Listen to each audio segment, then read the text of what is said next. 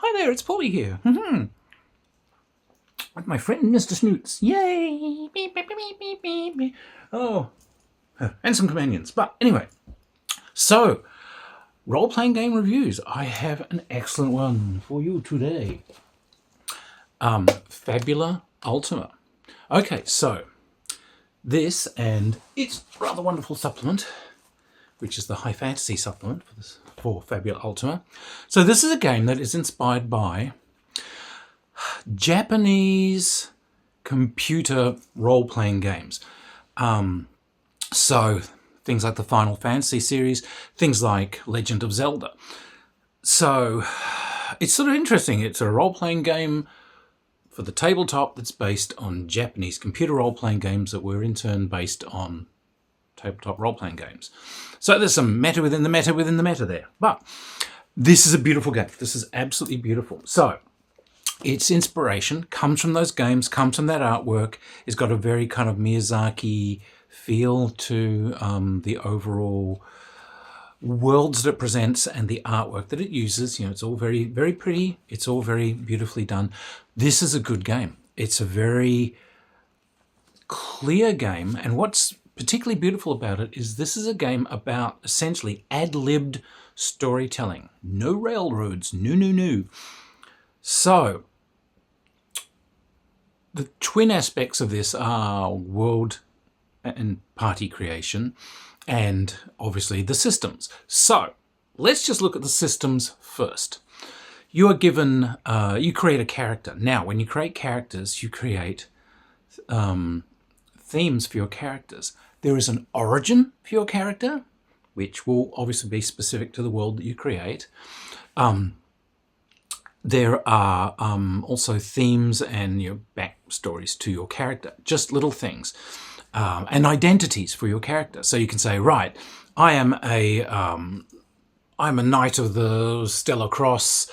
My origin is a long lost orphan raised by the Order. And my theme for my character, it's all about belonging. Yes, I was sort of traumatized from being in a long lost urchin and so on. So friendships and connections are what's important to me.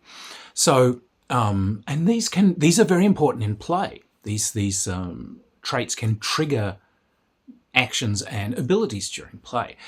You also gain bonds. Now, bonds are ties of friendship or antipathy, and they can be to people or they can be to places, things, organizations. They tend to come in opposite pairs. So affection, its opposite is hate.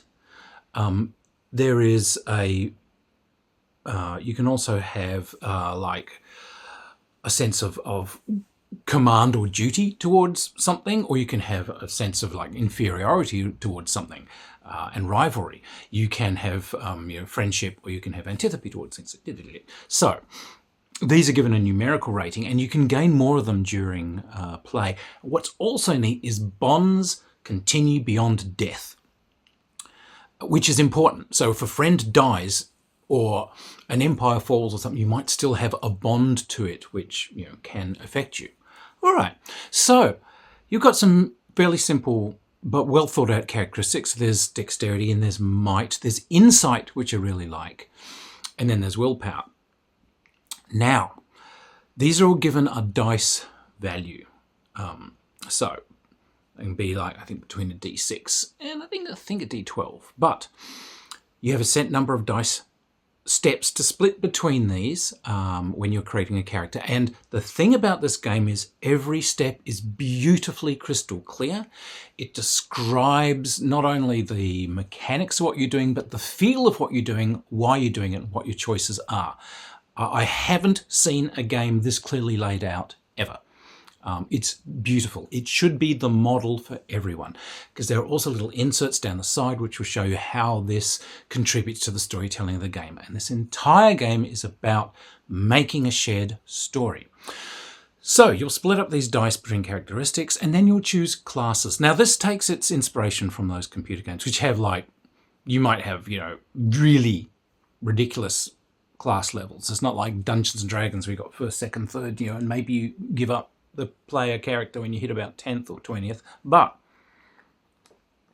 in this case, you might get, 50th, 60th, 80th level. So you're going to start with 5 character levels, and you can split them between different character classes straight up. And these have skills and abilities, etc., which you will gain. So that's your starting character there. You also have a thing called inventory points. They're not specific about exact items that you're carrying on you. You just have inventory points. And if you need something during play, you can produce it, but essentially you cross off points from your inventory to do it. So if I'm feeding myself, I cross off some points from inventory. If I'm trying to make a particular comfy camp for the night or a magic tent, I cross off inventory points. Do I have a rope or something? Well, if I've got 3 inventory points on me, yeah, I can say I have a rope.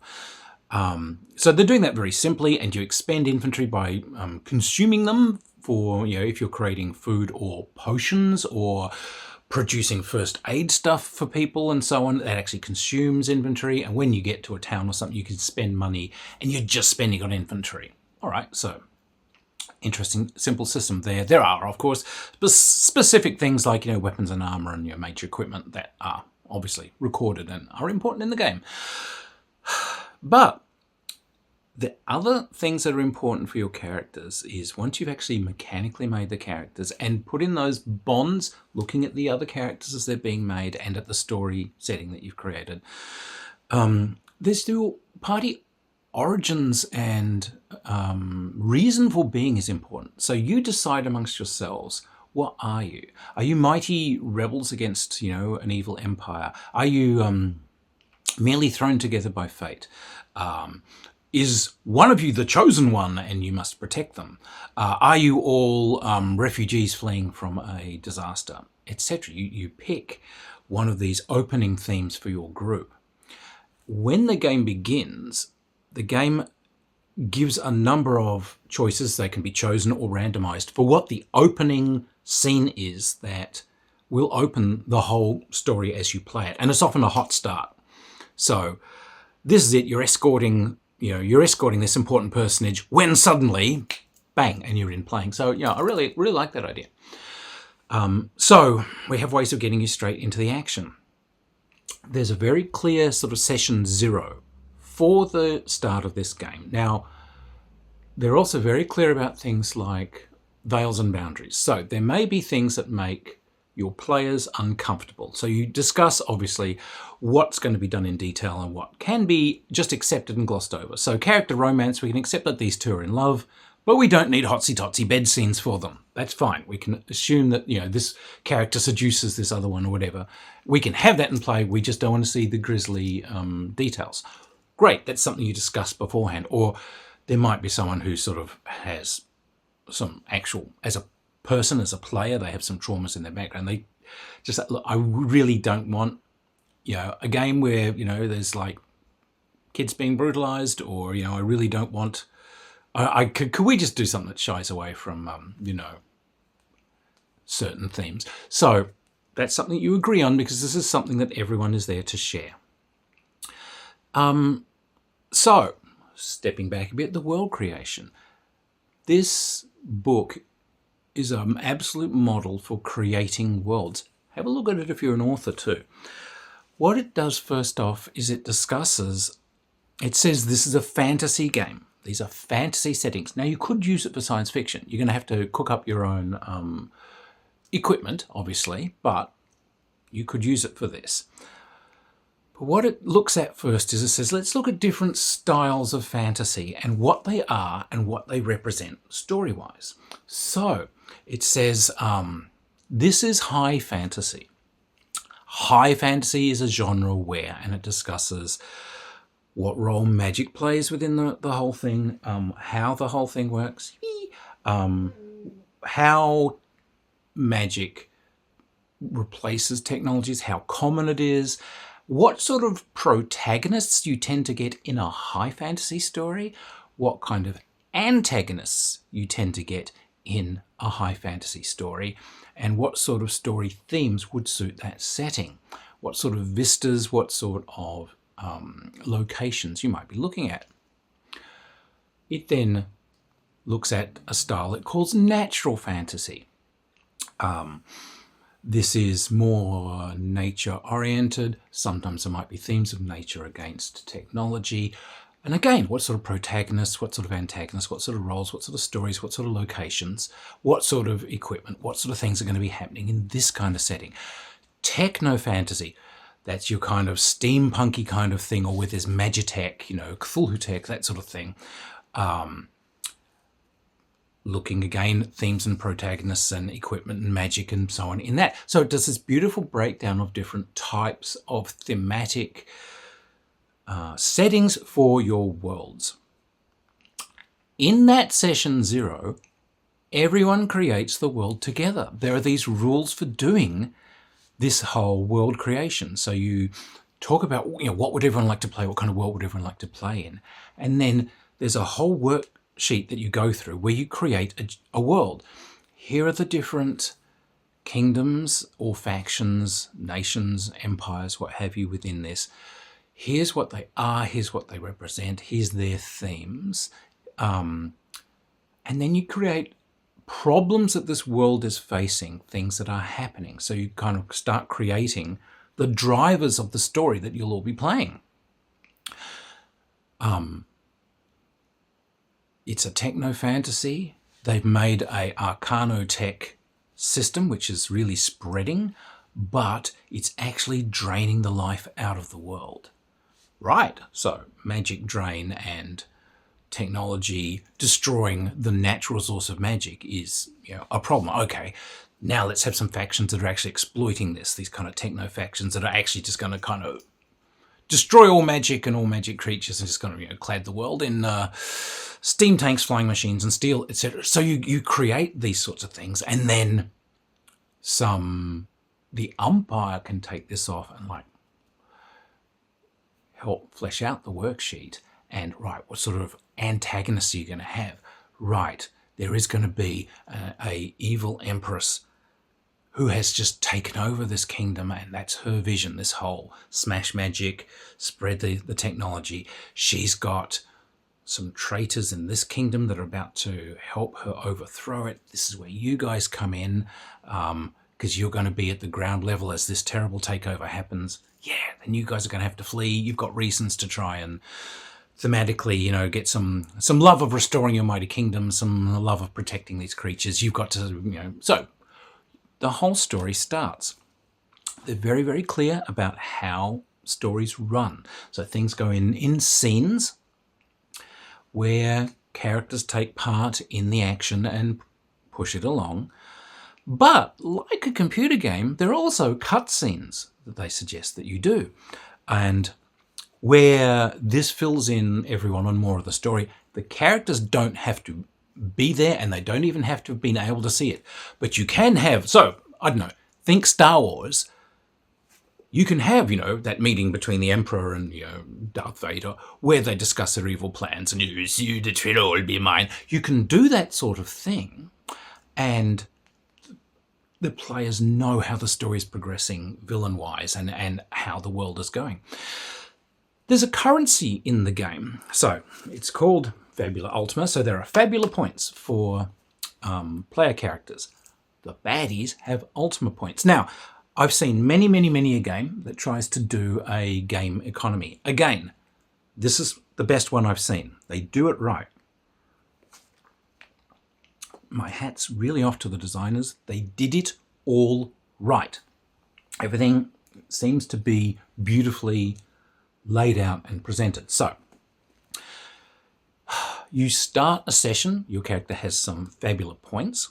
Now, when you make skill rolls, you're rolling dice, and it's always 2. And it's always based on 2 of your characteristics. So, let us say you are trying to fire a bow just straight up. It'll say that'll be your dexterity dice and your dexterity dice. So dex plus dex. If my dex is a d8, I'll be rolling d8 plus a d8 and totaling the results. But if you're trying to say, all right, I'm trying to persuade this person through a debate to do something. All right, well, that might be my willpower because it's going to be a long thing, and and it's a charisma roll because it's how forceful my personality is. Okay, so if my charisma is a D10 and my willpower is only a D6 because I'm a bit of a flippity jibbity, great, you roll them. Now, if both dice score the same number and that number is over 6, that is a critical hit. If both dice score a 1, it's a fumble. So, if you score a fumble, you actually get a Fabula point for it because your travails and your difficulties are actually what kind of helps move the story along. I like that. You can also choose to have your own traits and backgrounds and so on make you fail at something. So your character's down as I'm argumentative and whatever, and you've come into the scene and there's people in it. Oh, you just decide to be rude and tell these people that they're all sort of worthless and they're scum and they're going to be overrun because they're too stupid to see what's in front of their faces. So you guys get kicked out of the palace. That's a diplomatic fail. But you used your character traits to do it. You get Fabula points for the role-playing of letting the traits come into the story that way.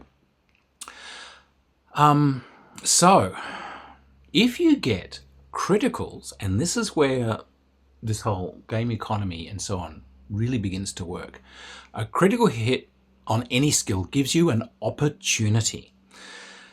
Now, you get lots of games that sort of say, here's all the details if you get critical hits in combat, and they're really obsessed about critical hits in combat. But if you get a critical hit in like just doing normal everyday skills, they just say, oh, you just do it with extra style. Or, the repair's extra good, or whatever. They're very vague about that aspect of it.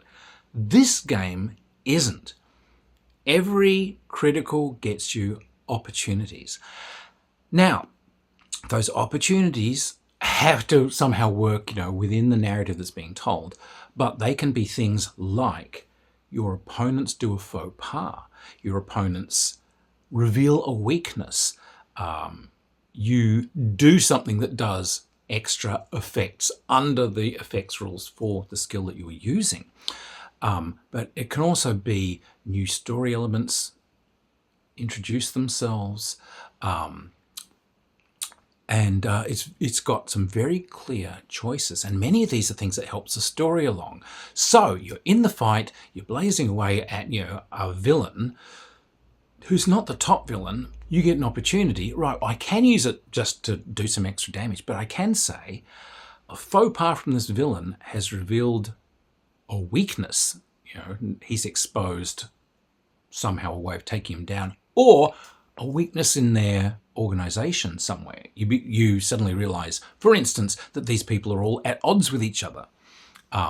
There are the umpires. Right, well, the guys in the blue uniforms aren't helping. Instead, they actually all flee off this way, So, very interesting. The baddies can spend Ultima points to do things. They can use these to up their dice rolls, but they can also spend them to escape. So they can basically perform a miraculous escape somehow. Yes, the puff of smoke. Yes, they suddenly make a section of the wall fall down and they flee into the confusion, etc. You can do that. The other thing they can do is they can escalate. You can take a villain and force his back against the wall or drive him into such rage of loss and despair that within the story, yes, he escapes, but he escalates to the next layer of villain. There are minor villains, there are major villains, and there are basically supreme villains. So, again, just think in, say, fairy tale terms, think of Star Wars again. It's like this is where the Anakin Skywalker becomes Darth Vader. Something's pushed him back. And so you actually can build the story up this way. It costs them a ton of Ultima points to do it. Villains don't regenerate Ultima points, so you can just wear them down. a cunning umpire is going to keep a couple of points back so that they can escape, if you like, the villain and want them to keep going. But of course, one of the things you're hoping to do is turn the villain. You can turn them into an ally, and you can do this as part of that whole opportunities thing. You've driven them back against a wall, whatever, and then you do the mighty speech about, you fool, etc. They've only been using you and that sort of thing. You have the opportunities to actually do some storytelling and turn these people into your allies, So it's actually a rich game for once, not just stab, take money, stab, take money. The story's in there. Now you can change dice. You can re-roll dice by invoking some of your traits. It costs you a Fabula point to do it, and it has to be meaningful somehow. All dice rolls for skills only occur when it's meaningful and when there are clear understanding between everyone about what the difference is between a loss and a win. So an example I give is that someone's a bad guy. Evil sorcerer has just managed to kidnap some of your fellow player characters. He's got them on his airship and he's taking off, and your character's going to run and try and fling themselves off the side of the castle and grab like some dangling anchor ropes or something that are underneath the airship to get on board. The person rolls and fails. Well, the consequences of failing are you're going to take a long fall. Maybe there's a moment you don't die. But this person said, well, hang on, one of my themes always that orphan character is belonging. Never let down your friends, never be left alone. So I'm going to spend a point and invoke that. Umpire agrees. Yeah, that is perfectly in line with your theme, so you can get a re-roll. The other thing you can do is spend points and add the strength of your bonds with something to an appropriate roll. So for instance, if that person had a bond with one of the people who's kidnapped, you could not only re-roll dice, you could spend another Fabula point if you still haven't quite made the skill roll. And for instance, I've got a bond of 2 with someone that's been kidnapped. Oh, no, they're not going to steal Larry from me the way they stole my family from me. And that's the extra spur. I'll get a couple of extra points. That's enough. So again, your characteristics are coming very strongly into this, but so are your ties within the world and to people. So that's what I said when I said bonds go beyond death. You can still kind of fight onwards, make that last effort in the name of your buddy that died, or that queen that you loved who died and didn't make it. But that's it. I'm doing this one for her. It's all. It's good. It's great. It's corny, and that's what this is. It's that kind of over the top but fun, high romance storytelling that comes in these sorts of games. The presentation's rather adorable. The artwork is beautiful. There's a slew of amazing character classes to choose from. So there are some that essentially evoke kind of minor gods and channel what they do. So some of these might be gods of, elemental-based things, or they might be justice or whatever. They've got very clear rules for that. And finding more of these kind of elementally beings is a big part of roleplay. There are actual elementalists who work with elementals. There are entropists who work with time and withering and decay and speeding up time. There's spiritualists that invoke spirit powers and so on. There's kind of dark warriors that sort of are using dark powers. There's weapon masters, tinkerers who make amazing things, orators, scholars, just wanderers, travelers is a class, and it's invaluable because these are the ones that are really good at exploring. Fantastic piece of work. You make characters that have great themes in a party that has a theme that is driving it on, and in a world that you've made together that has themes and stories that are driving you on. Beautiful, fantastic piece of work. Tons and tons and tons of equipment. Now this equipment, because it's inspired by these role-playing games, it's all represented in the book by these adorable 8-bit icons for each thing. I thought that was really sweet. And yeah, they fill you in on, now each weapons and this sort of, and magic and so on, huge amount of very good magical spells amongst all of these different classes, and lots of different spells and things that you can invoke. They'll do different types of damage. It might be shock damage, it might be dark damage, it might be physical damage. Certain types of defenses give you bonuses for defense against or reduce the effects of certain types of effects tied to things. So you've got a suit of armor, it will say this adds this protection against physical damage, but it's no good at protecting you against shock or something. But being based on these things, there is a huge array of cool equipment you can buy, and of course magical equipment you can find that do protect you against these things. This is, this is Dark Dragon armor. What does this do? Well, there's this much physical protection, half damage against darkness effects, half damage against fire effects. It'll have all these sorts of things. This is a sword. What is it? It's a Ebon sword. Well, it's a normal sword, but the damage is darkness effect. These sorts of things are really, really very cool. Now, you've got hit points. When your hit points reach 0, they're not representing in the D&D style. D&D was never 100% clear on this, but essentially their idea is hit points somehow don't represent you being beaten about so much. They often represent you ducking out of the way, luck, experience, and then it's really wearing down, until you start taking real damage. These guys have taken that to heart. So you've got hit points that wear down. When the hit points get to 0, you are out of the scene. Now, your choices are you can be wounded, in which case you're out, and you are out for the next couple of scenes because you are recuperating. You've taken real damage. You can surrender. Your character's basically, it's been beaten down, that's it. You are lying there supine and surrender. If you surrender, you get Fabula points. And like many, many cool stories, being captured by the bad guys and taken off to their evil lair, you get even more Fabula points for it. A ton of them, a bucket load of them. Because now you're in their lair. Now you can escape. Now you get to hear some of their plans. Now you get to find some of their dark secrets and so on. So it's actually kind of useful to let yourself get captured sometimes. The other thing you can do is a noble sacrifice, where you say, my character dies. You decide, because it's part of the story.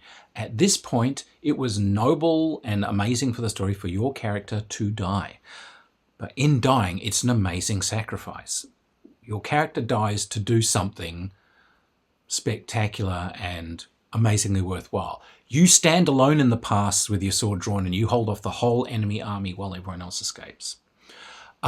Yeah, the evil ultimate monster does have like a huge dark arcana tech reactor at its heart. Yeah, you basically do a kamikaze run and you're the one that plunges your sword into this and explodes this evil thing. You die in the attempt, but you were the one that slew the mighty creature. But that's your choice. If you want to do it, it's part of the story. So what a really fabulous game. Look, it's beautiful. It's the other thing. It's just beautiful to behold. It's full of, it's full of the most gorgeous anime artwork for all the different creatures. They've got some beautiful artwork just for scenes and setting. These adorable little icons representing things. The monsters are great. Not the usual suspects. They do have a number of things you'd recognize. Their kobold drawings are adorable.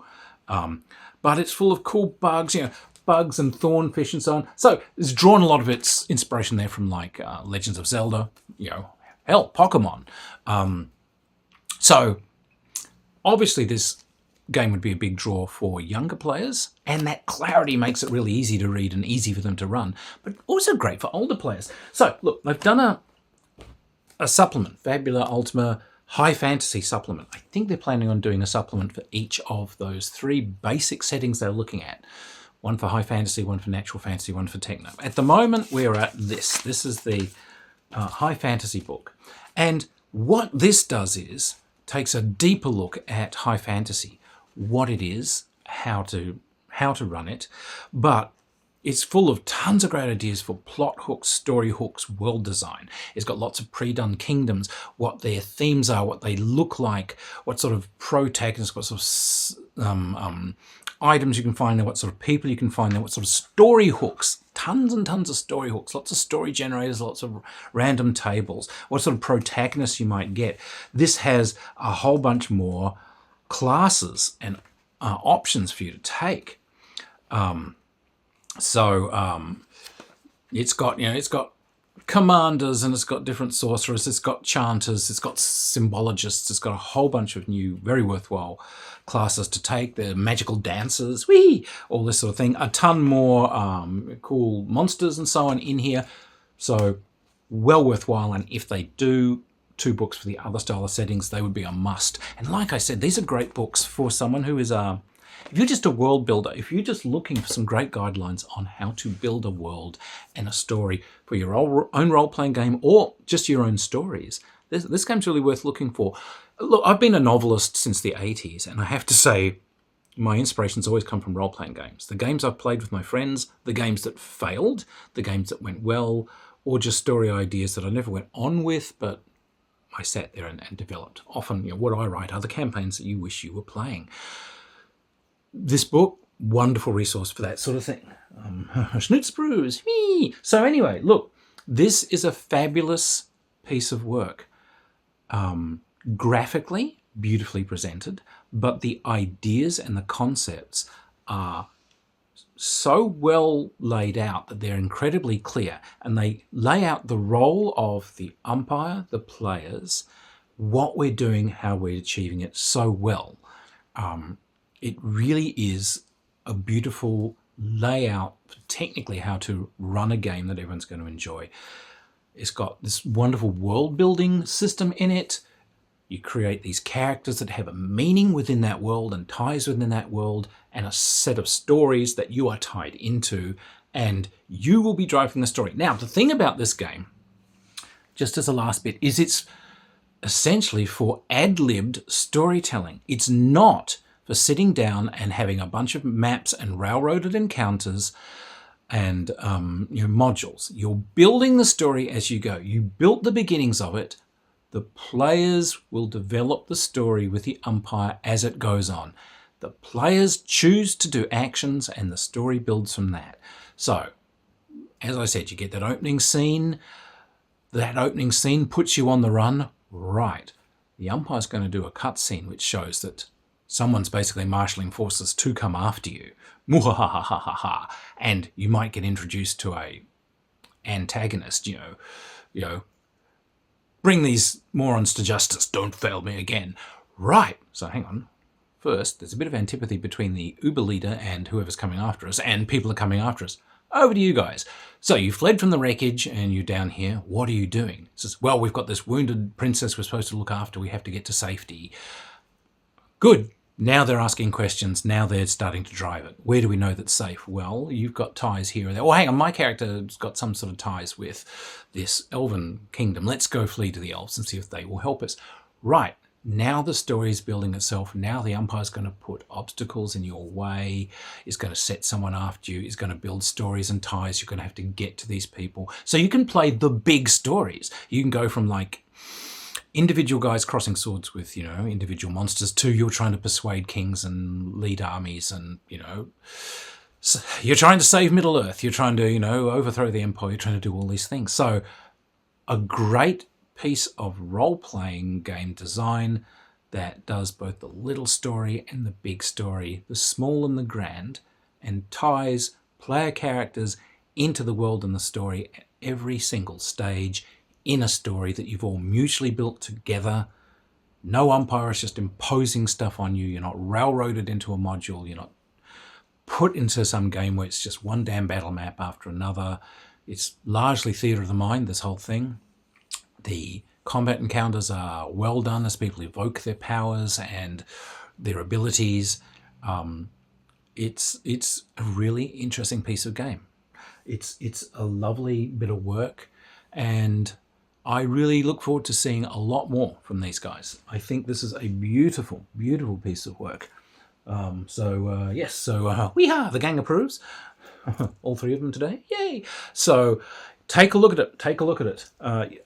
You won't be disappointed. Highly, highly recommended. This is the nicest piece of game design work I've seen in a very long time. Anyway, cheers everyone. If you've enjoyed the reviews, please find me on Patreon, hit like, hit subscribe.